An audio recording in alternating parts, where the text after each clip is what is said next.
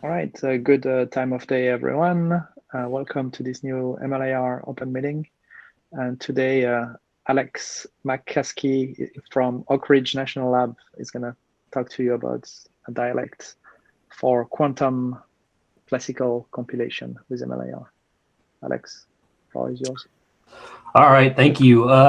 Yeah, good afternoon from the East Coast. Good morning to the West Coast. I appreciate the opportunity to be here and speak on the work that we've done over the last 6 months or so.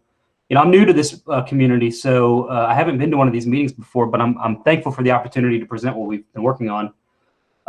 Yeah, so I'll talk today about how we've leveraged the MLIR infrastructure for quantum computing. And specifically how we're trying to take quantum language representations and lower down to specifically an LLVM IR specification put forward by Microsoft called the QIR. So I'll go in through all this and show you the dialect that we've come up with, and just kind of demonstrate how we've used it for optimizations and, of course, the lowering aspect itself. So, and this, of course, is in collaboration with my colleagues, specifically Tien Nguyen and Eugene Dimitrescu and Dimitri Liak and Anthony Santana, all people who were on our team here at Oak Ridge National Lab and have been contributing to this effort over the last year or so. So I like to, when I come to a new community, I like to kind of give a little bit of background about where I work and what we do here at Oak Ridge National Lab. So the lab is nestled, obviously, in the hills of East Tennessee here. This is kind of a bird's eye view of the laboratory. We have somewhere on the line of like 5,500 research scientists. It's a pretty large lab. It's extremely historic. I mean, it was started during the Manhattan Project. It was used to enrich uranium for the development of the atom bomb in World War II. And if you look here, I don't know if you can see my mouse pointer, but this like tower here is it's a historic landmark. Actually, it's where that activity took place. The computing directorate where I work is actually this kind of like small area over here. So just to give you an understanding of how big this place is, the supercomputers, the computing directorate all exist in this kind of small area over here near this little pond. It's an open science laboratory. It's primarily funded by the Department of Energy. It does a lot with nuclear physics, obviously, from where it got started, obviously, and then of course, moving on from that, material science. And as materials modeling became more and more complex, of course, we picked up on high performance computing. We're a world-class institute with regards to HPC. We house some of the fastest supercomputers in the world. When I got started at Oak Ridge, we had Jaguar and then Titan. Titan was the first heterogeneous system that we had with GPUs on each node. And then, of course, we currently have Summit. And are gearing up for the installation of Frontier, which will be one of the first exascale architectures put forward, hopefully over the next few months. And my particular research is focused on, well, what do we do in a post-exascale world, right? Can we continue with this idea of extreme heterogeneity and introduce something like a quantum coprocessor into the mix? And what kind of enhancements will we see? What kind of scalability can we pick up with an architecture like that? So I'm interested in all aspects of quantum computing, quantum classical heterogeneous computing, and of course, languages and compilers for this type of architecture as well. All right, so what are we going to talk about today? I'd like to start off briefly with some background. I know this is kind of a new field for MLIR to be introduced to us. So I want to give a little bit of background on quantum computing, quantum programming, and specifically in the DOE scientific computing context. We'll start off, we'll say, what's a qubit? How are we using them? How do we program QPUs, quantum processing units? And, thinking toward this kind of post-exascale world of a heterogeneous quantum classical architecture. And then I'd like to step into the specific ways that we program quantum architectures today and how we're evolving these towards future architectures that are what I would call more tightly coupled. So one of the compiler platforms that my team and I have put forward is a compiler called QCore. And we'll talk about this because the MLIR work fits into QCore and is delivered or deployed by the QCore compiler platform. Primarily what you see today in the programming landscape for near-term quantum computation are these high-level Pythonic toolkits for circuit construction, quantum program construction, And we're trying to move us away from that toward a future tightly coupled CPU, QPU architecture where we can leverage things like Clang and LLVM and, of course, the MLIR. And what can we borrow from existing classical approaches for this new quantum classical architecture? And then the bulk of the talk, I'd like to focus on what we did. So, we came across the MLIR. We were initially intrigued by the progressive lowering capabilities provided by the platform, and interested in combining this with this new QIR specification coming from Microsoft. And I'll talk about what that is, and I'll talk about how we've leveraged the MLIR to lower languages to this representation. We've built it into QCore. We provided a dialect for quantum computing. We can lower to the LLVM, and we're now exploring opportunities for quantum optimizations at the compile time level in the MLIR. Okay, so what's a qubit? This is just a kind of a brief slide, quantum computing 101. Typically we think of, in the classical world, we operate on ones and zeros, right? So a discrete 1-0 system, binary system. With quantum computing, we kind of borrow that but leverage a 2-level quantum mechanical system. So we have states 0 and 1 encoded in some quantum system, something like the polarization of a photon or the magnetic flux of a ring of superconducting metal, which can, can exist in a quantum superposition of states up and down. So we kind of take these physical 2-level systems and we try to encode information into them, okay? And so what are the unique features that we pick up? We pick up superposition, first of all. And so you can think of the qubit as a unit vector on a sphere. So this diagram that I'm showing here, we call this the block sphere. And the qubit state itself, you can think of mathematically as this vector, this unit vector. So it has length 1, but it points on at some point on the sphere, and we can characterize this in spherical coordinates, as you see over here on the right. So the general qubit state is a vector psi, and we use this kind of bracket notation to denote this, but they're really just vectors. So really all we need is kind of like undergraduate level linear algebra here, but the qubit state is a superposition of 2 basis states, 2 computational basis states, 0 and 1. So we have this 2-level quantum system. It can exist in a superposition. It can be a 0, 1, or in some sense, any point on this sphere, right? But furthermore, if we have multiple qubits, we're able to entangle them. This is another one of these kind of unique quantum features, whereby I can entangle 2 qubits, 2 quantum systems, and operations on or measurements of one of the qubits will have a non-local connection to the other. This is kind of what Einstein called this spooky action at a distance, right? And so this gives us a way to think about systems of multiple qubits where we're actually performing instructions, computational instructions or operations on a mathematical vector space that scales 2 to the n. So we have this exponentially scaling Hilbert space, we call it. The amplitudes of these, of the expanded state vector are complex numbers. So we get this idea of introducing phase and thinking of these objects in some wave-like nature. So we can think of destructive and constructive interference. And all of these ideas boil down into, hey, let's create algorithms that leverage these capabilities to perform certain tasks faster than you could classically. And so this has been useful, obviously, in things like cryptography, so Shor's algorithm, but also in materials modeling, which is where the DOE is really interested. If I have a controllable quantum or programmable quantum system, I should be able to map a system of interest that I want to simulate onto it and perform simulations more efficiently than I could have done classically. And so when it comes to programming, we often visualize quantum programs like you see here at the bottom in these circuit diagrams. So you have, and this maps to some very primitive like quantum assembly type language, right? Where you have unitary operations, which are quantum instructions or gates that operate on single qubits or multiple qubits at the same time. And this is a neat little tool that's online. It's called Quark, and you can see like what the distribution of outputs or outcomes would be. So we can encode this information in the quantum state, but ultimately what we get out are classical measurements of the system, which will collapse the state to a concrete instance of some binary bit string. And in this case, this program that I'm showing here is a Bell state measurement. where I initially put some qubit in a superposition of 0 and 1. I entangle the first qubit with the second qubit with this control knot, this CNOT rotation. And ultimately, I get a distribution that is 0, 0, and 1, 1, 50% of the time for each of them. And so if I measure one, I immediately know what the result of the other is.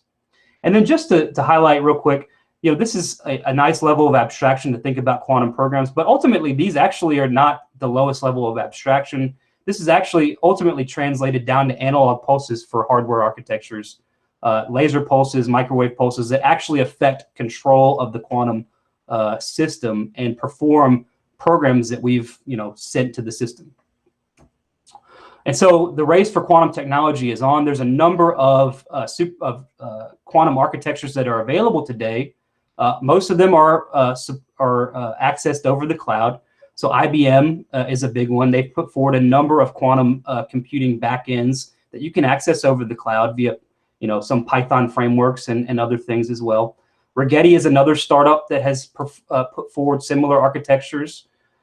There's all sorts of types of quantum computers out there, superconducting, loops-based systems, trapped ions, qubits in silicon, and we're kind of, some other work that we're doing is pushing toward this idea of topological qubits, so encoding in these kind of non-trivial statistics and this type of thing, all sorts of ways to create quantum two-level systems that we can then control programmatically.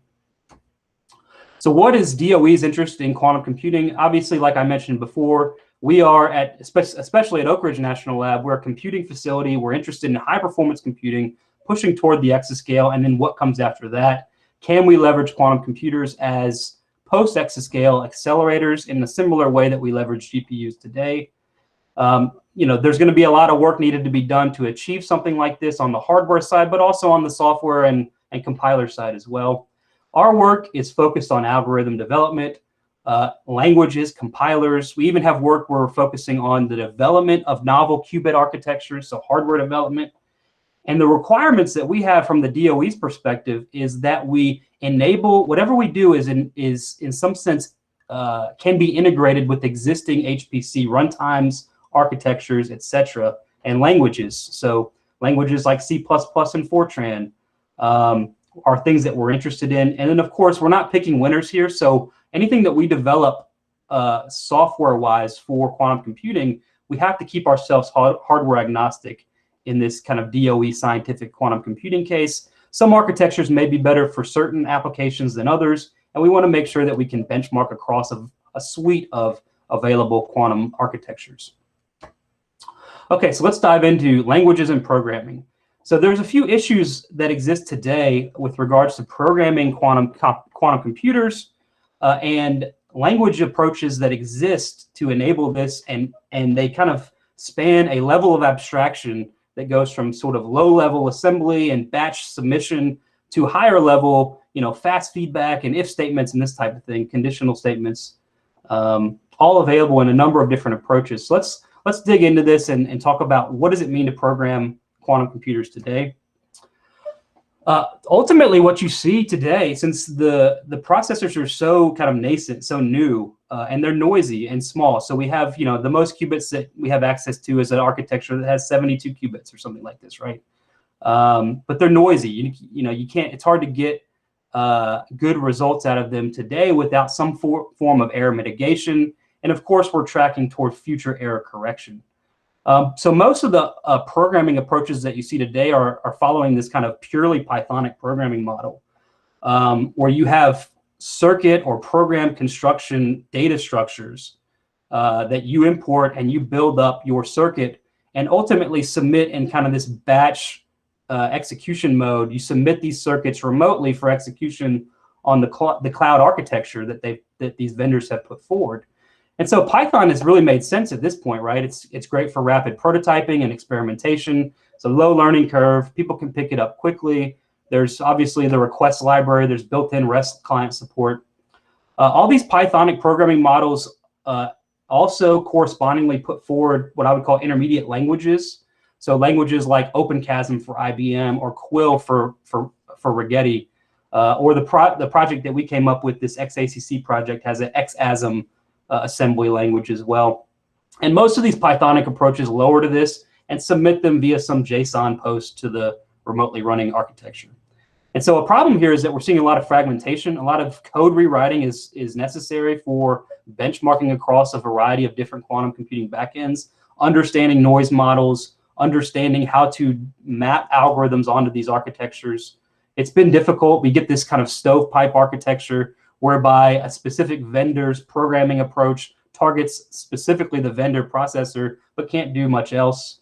And of course, there's future performance concerns. We don't want to stay in this kind of remotely hosted, loosely coupled CPU, QPU programming model forever. We'd like to see tighter integration. And these approaches that exist today will not be able to scale, obviously, if they're in the purely Pythonic, kind of language mode or language programming model. And we have some benchmark data here shown on the bottom right, where we kind of do some kind of compile step where we build up a circuit. We have this circuit synthesis strategy that will build up something for some materials modeling thing. And we do it for a number of different qubits. And you see the difference between what it might take for Python versus something like QCore and C++, which I'll talk more about here in a second. And so we're trying to move toward this kind of tighter compute model, languages that are not just these kind of Pythonic embedded DSLs and things like this. So this is what it looks like programmatically in Python for targeting an IBM architecture. On the left here, this is Qiskit. Like I said, you build up these kind of quantum programs, quantum circuits, like you saw in the first Quantum Computing 101 slide, programmatically, and then you submit to some either simulator or some physical backend that's remotely hosted. And you do this via the framework that they provide. Ultimately, this lowers to some assembly level language, right? Where this is actually OpenQASM 2.0. It's just this kind of flat QASM type representation where you allocate qubits, you allocate classical bits, you run your instructions, and you perform measurements from qubits to classical bits that you can then read out. And these are provided to you in the Python framework as like a dictionary, essentially. Similarly, for PyQuil, this is from Rigetti. PyQuil will provide these types of data structures for building up a program, submission via some run command, and this ultimately lowers to a Quill string. That's their assembly language, and this can be processed by the QPU system for execution. And of course, the results are returned to you as a dictionary of bit strings, essentially, and the measurements that were observed given this quantum program execution. Now, moving up the stack, recently IBM has put forward, so this is version 2.0 of OpenQASM. IBM has recently put forward a 3.0 version called Chasm3, and it provides a lot more with regards to classical control flow, variable declarations, and arithmetic, and things like this. And this is actually what we're going to target for our MLIR work. So I'll show this here in a second. This is a much better model for kind of this tighter CPU, QPU programming model that I mentioned. Moving up the stack, for lack of a better word, I would call these kind of dynamic languages that are available. So QSharp, Silk, and then of course QCore, which is what I'll talk about over the next few slides. QSharp is the language from Microsoft, and it provides kind of a C#, F# blend, whereby it has a very good quantum memory model, actually. You can allocate qubits, you can run quantum instructions, you can measure, but you can get other things that you couldn't get in this kind of flat QASM world like OpenQASM 2 and Quill. You can get conditional statements based off of qubit measurement results, okay? So this is a big deal for things like error correction and other kind of more sophisticated algorithms. And then, of course, there's another entry called Silk. Silk is interesting in that they've put forward this language specification, and they've provided like VS Code plugins to do syntax highlighting and semantics analysis and things like this. There's actually no compiler built for it yet, I don't believe. But this is another one of these kind of novel programming models for expressing complex classical quantum hybrid algorithmic execution using classical control flow that you're used to kind of in tandem with quantum instructions. And so we see languages like this as moving in the right direction, and this is kind of what we're targeting. And so what's QCore? QCore is the compiler platform that we've put forward at Oak Ridge National Lab. Really kind of uniquely is it spans both of these types of models that I mentioned. So this kind of remote batch execution model, but also this kind of future tightly coupled CPU, QPU programming model, whereby you have fast feedback, you have conditionals on qubit measurement results, and things like this. Ultimately, it's a language extension to C++ and Python. And this is obviously good for us because this is what we're using in the HPC world here at Oak Ridge National Lab. We want to make sure that we promote integration with existing classical compiler frameworks and existing classical applications as well. The QCore programming model borrows from the kind of classical heterogeneous computing programming model. So if you're familiar with like CUDA or something like this, we decompose quantum execution into quantum kernels of execution, right? So functions that are in some way annotated to indicate that this is a quantum, this is meant for execution on the quantum coprocessor. It's meant for compilation in a separate way to target a specific quantum coprocessor, right? And so basically quantum kernels, they provide some way to express within their function body some quantum DSL, some quantum domain specific language. And these functions have to be annotated with some QPU attribute to indicate that I want this to be compiled and executed on the desired QPU. We've done this for C++ and Python. Python, we use Python function decorators and delegate to the LLVM just-in-time compilation infrastructure and kind of just-in-time compile this type of representation within the function body using a lot of the C++ infrastructure. And so you get a lot of things like this: common quantum patterns, language extensibility, kernel modifiers, and quantum instruction modifiers, and things like this. So I can have an X gate, and I can operate a controlled X gate just with a very simple syntax. And then, of course, library development. This is useful for developing algorithmic primitives for quantum computing in C++ and Python. How do we do this? This is actually some work that myself and Hal Finkel and Johannes Dorfer and some others put forward as kind of a novel extension to the Clang plugin infrastructure. This idea of a syntax handler. So given some C++ function with invalid, some invalid embedded DSL within that function, if you could annotate this to indicate that there's a syntax handler plugin in the Clang infrastructure, essentially, that can be picked up to process this representation and map it to valid C++ API calls, for instance, or C++, just valid C++ in general, then you'd have a really novel way to embed domain-specific languages within C++ functions. For example, I have this function here, foo, that is, its function body is just some sentence, right? And it's not going to pass the compiler. But if I annotate it with some syntax handler, then I can pick it up with a syntax handler implementation and implement its replacement method to analyze the incoming tokens and rewrite it as a printf statement, essentially, right? So that's like an interesting hello world case for the syntax handler plugin that we put forward last year in the LLVM and HPC workshop at Supercomputing. The idea is that you have an opportunity to process invalid function body code, insert or replace it with valid C++ code that then gets reparsed, and then you go along to the typical AST gen and IR code gen. So we've leveraged this for quantum now. Everything I just showed you with QCore is now part of, it leverages this Clang syntax handler workflow. Our QPU attribute expands to one of these syntax handler attributes. Our quantum kernels, they can have some quantum domain specific language within them as long as they're annotated. And we actually rewrite this to be some new, similar function that calls to an internal function that we define, which we define down here. And we subtype in kind of this CRTP type pattern, we subtype some internal runtime class called quantum kernel and hook up its destructor to execute whatever code was in here on the desired backend, like IBM or Rigetti or whatever simulator, such that when this internal function call is invoked, we'll instantiate a temporary instance which will immediately be destructed, and these execution calls will be invoked. And the reason we do all this is because if we have this kind of a quantum kernel CRTP type class, then we can enhance it with static methods that are pertinent for circuit synthesis type operations. Like I can get a control version of this operation, or I can get its reverse, or I can count how many instructions it has, and all these types of like helper functions. Ultimately, these calls make calls to our quantum runtime library, which ultimately call out to the IBM processor and so on and so forth. And just to give you an example, like this is a very typical textbook example, the Grover search algorithm, whereby you have some elements in a database or something like this, and you want to be able to search them quicker than you could classically.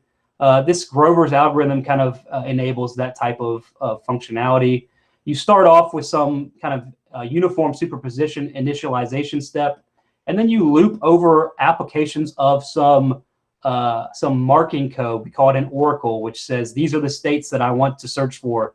And then some amplification code where you have some alternating Hadamards and XGates, and then this multi-controlled Z operation and things like this. And ultimately, you make a measurement and you get back the answers or the database elements that you were searching for. Just to see what this looks like in QCore. I mean, this is very, this looks very C++ like to me. Amplification, we can kind of put this in its own quantum kernel. We have common patterns that help the compiler pick out optimizations at compile time. This type of compute action uncompute pattern, which has become very popular in the quantum languages community. We can express this very easily because we have our Clang syntax handler, and we can define what this DSL looks like. We can define kernels that take general callables, which is really interesting. And so everything you see here, you kind of map it right directly to the circuit diagram very straightforwardly. And then, of course, if I package this up as library code, well, then I can just invoke it in my existing C++ application. And then, of course, like I said, QCore is a compiler, so we have a typical compiler executable, which you'll see with the MLIR stuff. You can compile to a specific physical or simulation backend. You get all the typical compiler flags like include headers and link flags and all this kind of stuff. And you get an executable that you can run. And it's not some Python script that builds up some circuit description. This is actually providing you with this kind of tightly coupled CPU QPU integration model. Okay, so let's move on to the bulk of this talk, the MLIR part, where we've actually put forward this dialect, this extension to the MLIR dialect class for quantum coprocessing.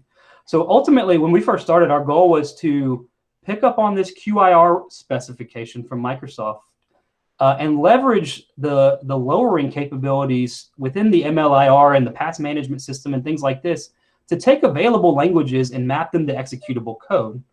And ultimately map them to the LLVM-IR, okay? And with, kind of along the way, another thing that we want to pick up on is the ability to continue to leverage the path management system for quantum level optimization. So looking for patterns in quantum circuits and finding ways to remove gates and shorten circuit depths and just provide overall more efficient quantum code to be executed in tandem with the LLVM classical optimizations that we're going to be picking up as well. So what is the Microsoft QIR? So last year, we spent a good amount of time working with the Microsoft Quantum Compiler team to provide feedback on this specification that they were putting together that was based at the LLVM-IR level. And so this is like an LLVM-IR specification for quantum classical computing. And this is like a little example, kind of the Bell state that I showed before in the LLVM IR adherent to the QIR, okay? So what does QIR specify? It specifies some opaque types for qubits and measurement results, and some other opaque types for arrays and callables and tuples and things like this.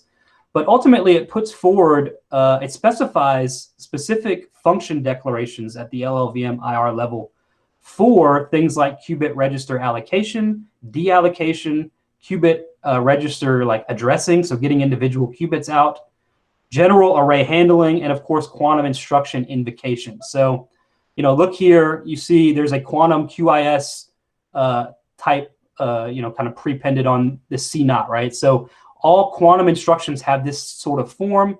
They take a opaque qubit type as input. And so you see, you kind of can see this and say, all right, well, this is kind of following this idea of like memory semantics where, operation on these qubits, we're looking for like what the side effects are essentially, right? Like, and so this kind of feeds into what we're thinking about for optimizations in a few slides that I'll show, how we can kind of move this to more of a value semantics type approach instead of this kind of memory semantics type approach. But that's what the QIR has put forward so far. And then, of course, measurement MZ, so measuring along the Z basis, or in the Z basis, given a qubit, will produce some result. And the interesting thing here, like I said, is these are opaque types. So the real bulk of the work is in providing a runtime library implementation of this specification, where you have the freedom to define what the qubit, result, array, etc. types are. But as long as you implement these declared functions, right? And so, I start off here, I allocate a qubit array of size 2, I get out the 0th qubit, I have to, we get them as kind of these raw I8 pointers. I have to bit cast them to a qubit, and then I can run my quantum operations, add a MARD, CNOT, measure. This should be that first, Bell state measurement that I showed you in the Quantum Computing 101 slide. So the real cool thing here is that, this is something that we can implement for a number of different real quantum coprocessors. And if we're at the LLVM IR level, we're obviously at the level that we can use for IR passes, optimizations, transformations, etc. Although we now have the MLIR as well. So I'll show you how we're using that for those types of things. Some basics just about the QIR. I mentioned the types, these opaque types. We have a qubit type. We have a result type.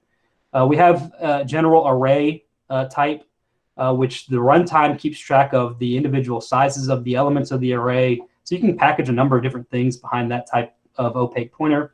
We have tuples, and then, of course, callables. So this is really important for passing. So we're doing a lot of integration work at this level with QCore and something like QSharp. This callable gives us a way to pass, functor-like representations from QSharp to QCore, etc. at the LLVM IR level. And just know, this is, so, we're able with this representation to provide, a way to express quantum programs that is both source language and runtime backend independent, right? So I can have a number of different source languages that map to this representation because it's that general, and then I can implement the specification such that I take these calls to IBM, to Rigetti, to whatever backend I want. Quantum instructions, like I said, quantum QIS is kind of like prepended form for these types of quantum instructions. That's kind of specified. That is specified by the QIR. We're not making core modifications to the LLVM, which is something that some other kind of quantum compiler approaches have done in the past, where they've introduced a new kind of instruction or intrinsic for a quantum instruction. We're really just saying these are functions. We can leverage LLVM IR as it is, and as long as we implement the specification correctly with a runtime library, we can kind of we're able to create these kind of quantum classical executables. Runtime operations, there's a number of things there for qubit allocation and deallocation, but then a lot of stuff for memory management of allocated arrays and tuples and things like this. Okay, so with this QIR, we came to the point where we're like, okay, so it would be interesting to enable one to map all these different quantum programming approaches, these languages, down to the QIR. So, natively QSharp, which is coming from Microsoft, already lowers to the QIR. Okay, which is just the LLVM IR. But Open Chasm2 and 3 and Quill and some of these other languages, Silk, they do not, right? So is there a way to introduce some middleman that would enable kind of easier lowering from the language level, but then we could provide by default the transformations necessary to lower down to the QIR? And so this is where we kind of were like, okay, MLIR looks really promising for this, right? If we can define a dialect for quantum computing and specify these kind of quantum specific operations within that dialect, then as long as languages can be parsed or mapped to this kind of MLIR tree, then we're able to say you can automatically pick up executable code because we've already provided the lowering routines down to QIR, which is just LLVM IR. And from there, we can use, LLC and go to object code and executables and things like this. So the end goal was essentially, let's be able to use QCore. Let's bake this into the QCore compiler. You could specify some backend. You could provide any language representation. Like here, I'm showing Chasm3 with this nice classical control flow all baked in. Or you could do the same thing for Quill or Chasm2 or any of these other languages and produce hybrid quantum classical executables that you could then run. And so that's kind of the real reason that we picked up on the MLIR. So this is a representation of the dialect that we put forward. It's not all the operations. It's just kind of the big ones that I like to highlight. So in our quantum dialect, table gen file, we define the same type of opaque types that were defined in the QIR specification as well, plus some others that help us with the lowering process. But the big ones, obviously, we define a qubit as an opaque type that we can leverage as part of the rest of the operations definitions. Okay, same for results and same for arrays. We put forward a inst op. The inst op has this kind of compile time attribute, which is a string. It's just the name of the instruction. So if it's a Hadamard, it would be an H. If it's a CNOT, it would be a CX or CNOT or whatever. The inst op takes essentially two operands. The first is a variadic qubit type. So we can pass like a number of different qubit operands. And this needs to be updated. It's not a vec anymore. It's another variadic. It's a variadic just on float parameters. Okay, so we have quantum instructions that can be parameterized on like rotation angles and things like this. So one quantum instruction might be an X rotation around some certain angle, and so we can provide that as part of the operand definition, the arguments in the TD file. And then we return an optional result. So this gives us the opportunity to say that an inst op can be any quantum instruction, which following along with this kind of memory semantics will not return anything, but just kind of operate on the qubit it's provided. But if it's a measurement, it will return one of these result opaque types. Okay, one of these pointed to the result here. So we use this optional flag from the op base .td file. And then we have a QAlloc op, and it takes the name of the register, and it takes the size, and it will return an array. And the array will know that it's on, each element is of a certain size. It's a qubit size, and it's coming from the QIR runtime implementation. We can extract qubits from a allocated qubit array. So we provide the qubits, we provide the index that we want to extract. It's very much like I saw the vector dialect that had the vec extract op, very similar to that. Deallocation takes the array, returns nothing. And then we also introduced like a quantum runtime initialization and finalization operations. This is really useful for this kind of like remote execution model where we want to be able to provide information about the backend that we want to target, how many shots, things like this at initialization time. And then at finalization time, we want to submit the circuit to the remotely hosted processor. So, we have all the typical QIR operations that we discussed previously, all as part of this quantum dialect. And then, of course, for some of the more classical control flow-like things that you see in Chasm3, we just leverage the standard dialect for the branch op, essentially. I think that we could probably move more toward, like, for for loops, the affine dialect or the SCF dialect, but right now we're just using typical branching. So lowering to the quantum dialect, to the LLVM, obviously we just leverage the MLIR pass manager. And this is, it's really a testament to how great the infrastructure has been put together. I mean, it was super straightforward to do this. We instantiate the pass manager, we create our own quantum to LLVM lowering pass, we add it, we run the whole pipeline. We map inst ops to the actual, function call for the QIR specification, right? Or QAlloc gets mapped to this qubit allocate array. So you can see it here, right? So if I have a qubit, if I have two qubits here, and I'm just going to operate a Hadamard on the first qubit, well, this maps very straightforwardly to the MLIR. And this is before we added like all the print and parsing and verification stuff. But so it's kind of verbose. But like we have a QAlloc operation. It allocates a QReg of size 2. We extract it at a certain, at constant 0. We operate on that qubit, the Hadamard instruction. This is just the inst op. It takes a qubit and it doesn't return anything, and following this kind of memory semantics. And then we deallocate the allocated array. And so this maps just really, natively to the LLVM-IR. You have an LLVM function here, and the mapping has picked up on the quantum, the QIR specification, right? Like I showed you before, where we have this allocate array call, we extract a qubit from it, and so on and so forth.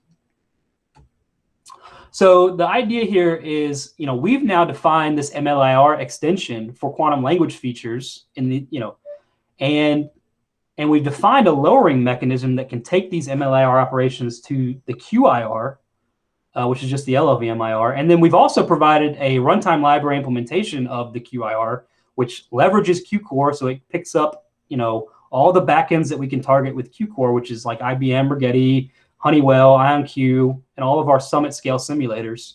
This is a really good thing. And now, I kind of harp on this idea of like rapid compiler prototyping. As long as you can provide some way to parse your language to this MLIR representation, then you immediately pick up the ability to create executable code that will run on a quantum coprocessor. So this is really interesting. So the requirements here now, all we have to do is define these language parsers that takes these source strings to an instance of the MLIR, leveraging our quantum dialect. And so I'll go through 2 examples of this where we've done this. The first time we did this, so we had the MLIR dialect defined, we picked up just the flat chasm, open Chasm2 spec. And we did this because there's a very popular library called Stack from this Software Q Inc. That provides they call it a Clang-inspired abstract syntax tree for open Chasm2. It provides really nice data structures in C++ for mapping a open Chasm2 file to an abstract syntax tree representation. And on top of this, it provides a visitor pattern. So you can define your own custom tree walkers that do custom things like generate MLIR, right? So here's a representation of the Bell state again. It's lowered via this Stack project to this C++ AST representation. I'm just printing it to standard out here to show you what it kind of looks like hierarchically. But then I can define visitors. So we define an OpenChasm MLIR visitor. We implement the pertinent visit methods. So for instance, register decal. So if I have a QReg allocation, I need to visit that node. And if I visit that node, I can get the size of the register. I can get its name. I can then leverage the rest of kind of the MLIR infrastructure to, allocate an integer attribute, and then use the builder to create the QAlloc op and give it the correct arguments to do so, right? And so what do you get out of this? You get the MLIR representation of the open Chasm2 file that you provided. Okay, and so we always provide you can turn this off, but we by default provide a main because we want to be able to execute these things. And the main calls to some internal function that is the representation of the code itself. So you see, I allocate 2 qubits, I extract the first one, I operate a Hadamard, extract the second one, operate a CNOT between the first and the second, and then do some measurements and deallocate. And then, of course, we have a tool that we've developed called the QCore MLIR tool that will emit MLIR or LLVM-IR or the LLVM-IR dialect on the given file. This lowers, like I said, to LLVM-IR. We run LLC. We link with our runtime library. This all happens via this QCore call, and we get an executable that we can run on a given backend and observe the measurement counts, for instance. Chasm3 integration, we've done this as well. This is kind of the first one was sort of our prototype. This one is kind of the big one that we've done so far. And Chasm2 is a subset of Chasm3. So this, you could just use this and you get both of them. This is on the left here is a Chasm3 code for, just a quantum random number generator. You can define classical functions that take qubits and take classical arguments. You can define classical global integers, things like this, allocate qubits, run functions, and get back results and print them, right? So what this is doing is it's saying, let me allocate some bit array, and then for each element of that bit array, I'm going to generate a random 1 or 0. How do we generate randomness in quantum computing? Well, we put the qubit in a superposition with this Hadamard instruction and measure it and return the bit. And this gives us a random set of 1s and 0s stored in this B bit array. And we reset the qubit for the next iteration. And then you have a random, number essentially of some certain bit width. Now to do this, Chasm3 provides a very nice ANTLR file, ANTLR grammar specification. And so we just used ANTLR to generate a parse tree that we then walk with a custom visitor, and the visitor will visit each node and map it to MLIR, in the way that it is supposed to, specific to that node. And for control flow, like I said, we leverage the standard dialect and use the branch operation essentially. Variables are represented as memrefs, and you can do ints and floats and things like this. And then, of course, we pick up the same lowering pipeline that we've been using in the previous slides. Okay, so opportunities for optimizations. Since we're using the path management system primarily for lowering to executable code, but it's also something that you could leverage for quantum level optimizations. And actually, there was concurrent MLIR work going on from researchers at ETH Zurich. They reached out to us, and we kind of worked to release our archive papers at the same time. It's very complementary work. So they focused on data flow optimizations at the MLIR level, whereas we focused primarily on the language lowering aspect of all this. To do so, they introduced two quantum dialects, one that kind of followed this memory semantics model that I had been mentioning, but another one that picked up more so on value semantics. And each quantum operation would consume a qubit and produce a new value, a new version of that qubit, right? And so this is a really good idea, and it's a great way to pick up optimizations at the quantum circuit level. And so we've done the same now since our papers were released. We're still doing it with the one single quantum dialect.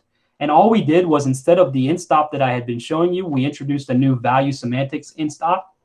And its definition is shown here on the bottom. So it takes as input the name of the instruction, so Hadamard, CNOT, etc. It takes a variadic qubit type, so we can get a number of qubits input. So you can have single qubit gates, 2 qubit gates, etc. And then a variadic on the parameters as well. But it returns a variadic on any of result or qubit, right? So if it's a measurement, it's going to return a single result. If it's a CNOT taking in 2 qubits, it's going to produce 2 qubit values. Or if it's a Hadamard taking in 1 qubit, it's going to return 1 qubit value. Okay, and so this is really important. And one kind of easy example to show this off in quantum optimization land is, we often see when we do these kind of circuit synthesis strategies, you may get a circuit output that has gates next to each other that form what we call an identity pair. So if you have 2 Hadamards on the same qubit next to each other, that's an identity pair. You can get rid of it. You don't want to run 2 Hadamards. It basically, it's a no-op essentially, right? Same thing for 2 X's, same thing for 2 CNOTs. And so by switching to this kind of like more value semantics representation for instructions at the quantum level, introduced by these researchers at ETH Zurich, we're able to really easily kind of walk these use chains, right? And figure out, well, what instruction is using a qubit from another instruction, and are they an identity pair? So let's look at this real quick. Well, let me show you this. So, like I said, we introduced this. Oh, somebody have a question? You have 5 minutes. Okay, yeah, I'm almost done. Here we have a QVS, a quantum value semantics op. Hadamard takes in a qubit, produces a qubit, right? The next one takes in the same resultant qubit and produces another one, so on and so forth, right? I should be able to very easily, with a pattern rewriter, say, all right, well, what's this guy's result? Who uses this result? If it's a Hadamard, I should be able to throw these 2 away, right?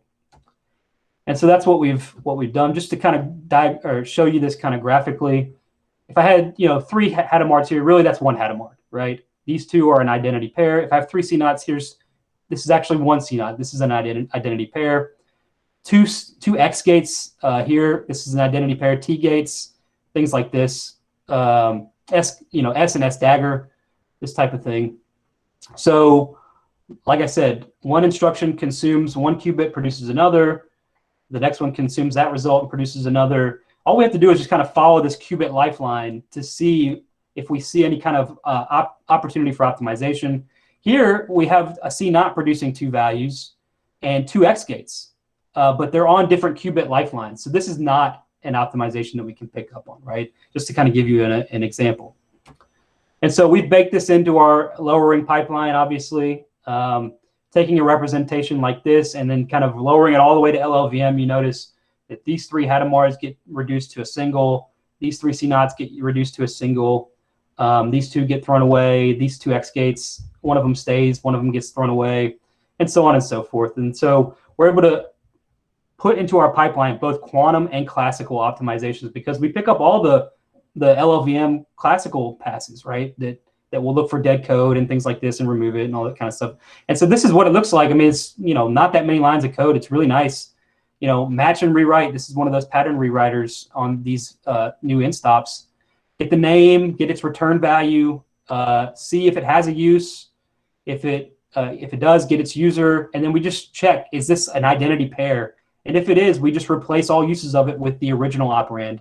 And that kind of gets us back to, and then of course we erase them as well. So we get rid of these two instructions, and it provides a nice little demonstration for quantum optimization.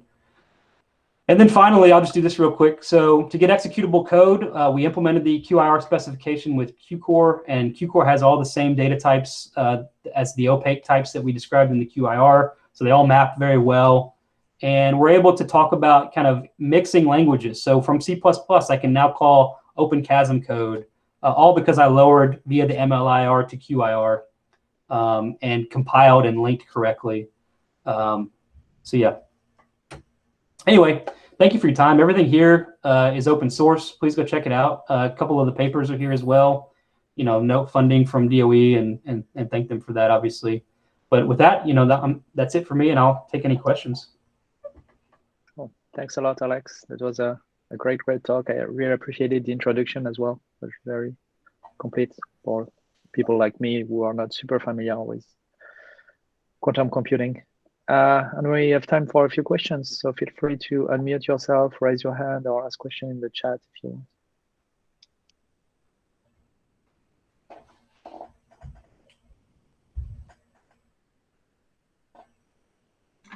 So I may start if no one has questions. Sure. You define quantum inst operation in MLIR. Can you go back to the most recent version, which is value semantic? Yes. So if I look on the right side, I see some things like qvs.cnot.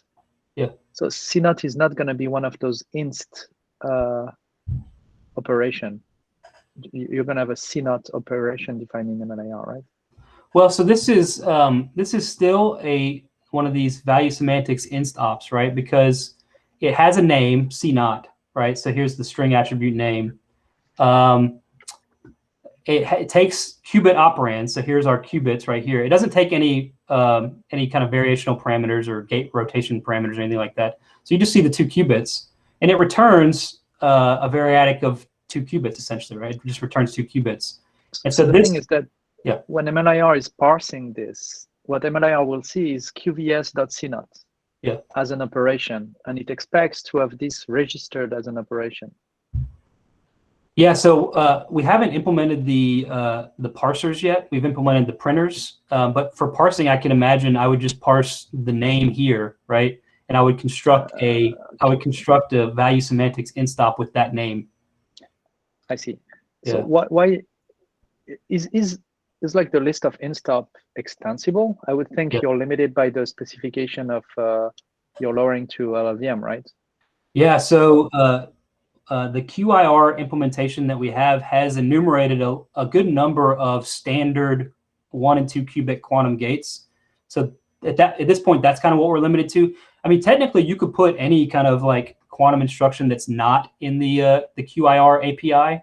You'll just get an undefined function link error essentially. So you'd have to provide some kind of mapping that would take your kind of new instruction to some of the to decompose it into some of the standard gates. Yeah, I was wondering why you didn't generate one MLIR operation pair for each of those, like one CNOT operation, one XSSDG, and yeah. Well, primarily because they all have the same like general form, right? They all have some name and they take some qubit operands, right? And so we just decided to kind of bake that into a general instruction operation. Because the name is known at compile time, right? So it's not going to change. And so we just kind of pack that into an attribute on the operation, the single operation. Yeah. So what you're losing when you do that is that you cannot capture like verification on not as easily on each individual operation. For instance, I assume that even though they have a similar form, you still have restriction in terms of, like, for instance, I see that the X takes only one operand while CNOT takes two. Yeah. And you cannot verify that in your description. It's going to be probably possible to write an X with as many operands as you want, which may not make sense. Actually, that's another a very one. good point. Another one is folding and canonicalization. All those patterns that you want to apply, it's usually they are associated with one op. While right now you're going to have everything on the inst, and you need then to match the string and encode more logic ad hoc this way. Yeah. No, this is an excellent point that I hadn't really thought about. So, you know, maybe I need to go away and kind of think a little bit more about this and think about it in the context of some of these more classical operations or optimizations that you're talking about. For now, we just have the single inst op, but you know, you make a good point. It might be good to switch to enumerate them all. Yeah, I mean, I think as you start using with it and playing with it as you write your optimizations, I think you'll sort of find that, like what Mehdi suggests, actually gives you a little bit more benefits and a little bit more, you know, like user-defined function. But I mean, this is, you know, like a good start for the prototyping exploration. Yeah. I have a very like basic question. So, have you actually run one of these on one of the real machines as well, or has this only been on like the simulators? So we can do both. You know, we don't do the real hardware often because you basically kick off, you have to wait in a queue essentially when you submit a job. But basically what we do is we kind of, we note what I would call an entry point quantum kernel. So the host calling this quantum kernel versus quantum kernels that are being called by other quantum kernels, right? And at the end of a entry point quantum kernel, we can insert a submit call. So we can basically leverage, we can implement the QIR spec to queue up instructions as they're seen and then submit them at the end of the entry point kernel. And that's what we do to target IBM, for instance. Very good. Anyone else for one last question?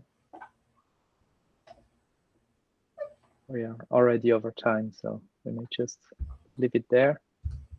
Thank you again, Alex, for this great presentation. I really appreciate the opportunity. Like I said, I am very happy I came across MLIR.